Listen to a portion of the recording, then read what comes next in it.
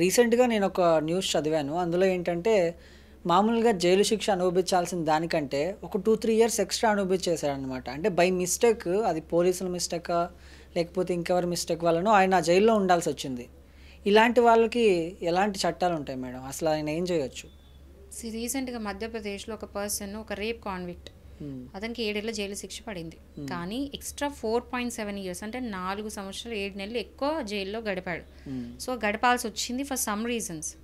So ఆ person ఏం చేశాడంటే వెళ్ళి మధ్యప్రదేశ్లో జరిగింది కాబట్టి స్టేట్ ఆఫ్ మధ్యప్రదేశ్కి నాకు న్యాయం జరగలేదు, నాకు న్యాయం చేయండి అని చెప్పి అడిగితే మధ్యప్రదేశ్ స్టేట్ గవర్నమెంట్ ఎట్లాంటి యాక్షన్ తీసుకోలేదు. హైకోర్టు దాకా పోయింది. ఆ తర్వాత సుప్రీంకోర్టుకి వెళ్ళిన తర్వాత సుప్రీంకోర్టు వచ్చి స్టేట్ ఆఫ్ మధ్యప్రదేశ్కి డైరెక్ట్ చేసింది అతనికి 25 లక్షల కంపెన్సేషన్ పే చేయమని చెప్పి. ఎందుకంటే 7 ఏళ్ల కంటే ఎక్కువ, మళ్ళీ 4 సంవత్సరాలు 7 నెలలు 4.7 ఇయర్స్ ఎక్కువ ఉన్నాడు కాబట్టి ఉండాల్సి వచ్చింది. సో లెక్క కడితే ఏంటంటే ఒక 5 ఇయర్స్ లెక్కేసుకుంటే ఒక ఇయర్కి 5 లక్షలు అనుకోండి. అంటే ఒక మనిషి ఒక ఇయర్ ఒక జైల్లో ఉంటే 5 లక్షలు ఇచ్చినట్టు. క్వశ్చన్ మార్క్ ఏంటంటే ఒక మనిషి జీవితం ఒక సంవత్సరం జైలు శిక్షకి 5 లక్షలు సరిపోతుందా అనేది ఒక క్వశ్చన్ మార్క్. అంటే ఇంత పెద్ద స్టూపిడ్ మిస్టేక్ అనేది ఎట్లా జరిగింది? మనం ఇప్పుడు అంటే సినిమాలో చూసుంటాం, ఒక మనిషి జైలు శిక్ష పడతా అంటే గోడల మీద లెక్కలు పెట్టుకుంటా ఉంటాడు, డేస్ ఇంకెన్ని డేస్ ఉండాల్సి వస్తే లెక్క పెట్టుకుంటుంటారు. ఎందుకంటే జైలు లైఫ్ అంత ఘోరంగా ఉంటుంది. సో అలాంటి పర్సన్కి 4 సంవత్సరాలు 7 నెలలు ఎక్కువ పడిందంటే ఎంత సఫర్ అయి ఉంటాడు. ఫ్యామిలీకి దూరం, అందరికీ దూరం. ఓకే, బట్ ఇక్కడ ఇంకొక పాయింట్ కూడా రేజ్ అయ్యేది ఏంటంటే అతను రేప్ కాన్విక్ట్.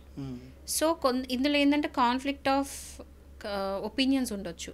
కొంతమంది ఏమంటున్నారు అంటే రేప్ చేసిండు కాబట్టి శిక్ష పడింది.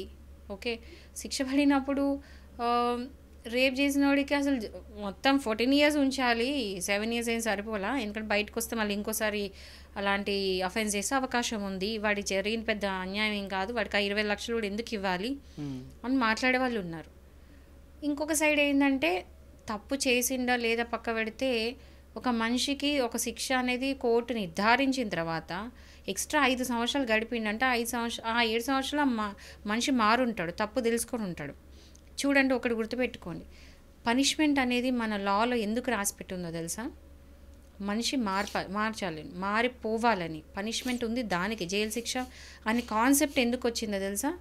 మనుషుల మార్పు రావాలి, ఇంకోసారి ఆ తప్పు చేయకూడదు, పనిష్మెంట్ ఇస్తే తప్పు చెయ్యరు అనే దానికోసం జైలు శిక్షలు పెట్టారు. కొన్ని తప్పులు ఉంటాయి, అవి ఇక ఏమంటారు, అవి క్షమించరాని నేరం, వాళ్ళకి 14 ఏళ్ళు డెత్ సెంటెన్స్ ఉంటాయి. వెరీ రేరెస్ట్ ఆఫ్ రేర్ కేసెస్లో, వెరీ సీరియస్ అఫెన్సెస్లో అలాంటి శిక్షలు వేస్తారు. తర్వాత వేరే అఫెన్సెస్కి ఏంటంటే 7 ఏళ్ళు అలా వేస్తూ ఉంటారు. నేరం బట్టి శిక్ష ఉంటుంది. ఓకేనా? సో ఆ శిక్ష ఎందుకు వేస్తారు? మనుషులు మారాలనే కదా. సో ఈ 7 ఏళ్ళలో మారుంటాడు, మరి 5 ఏళ్ళు ఇంకా ఎక్స్ట్రా పోయినాయి. సో అతని లైఫ్ గాన్. ఒక 5 ఏళ్ళు ఒక మనిషి లైఫ్ స్పాన్లో 5 ఏళ్ళు అంటే తక్కువ టైం ఏం కాదు అని ఇలా మాట్లాడే వాళ్ళు ఉన్నారు, అలా మాట్లాడే వాళ్ళు ఉన్నారు. సో ఎవరి ఒపీనియన్ వాళ్ళది. కానీ సుప్రీంకోర్టు మాత్రం పడిన శిక్ష కంటే ఎక్కువ భరించాడు కాబట్టి ఈ 25 లక్షలు కట్టమని చెప్పేసి సుప్రీంకోర్టు ఆర్డర్ ఇచ్చింది. సో ఎవరైనా సరే ఎక్స్ట్రా ఉంటే మాత్రం ఇట్లాంటి కాంపెన్సేషన్స్ ఇస్తారని చెప్పి తెలుసుకోవచ్చు మనం.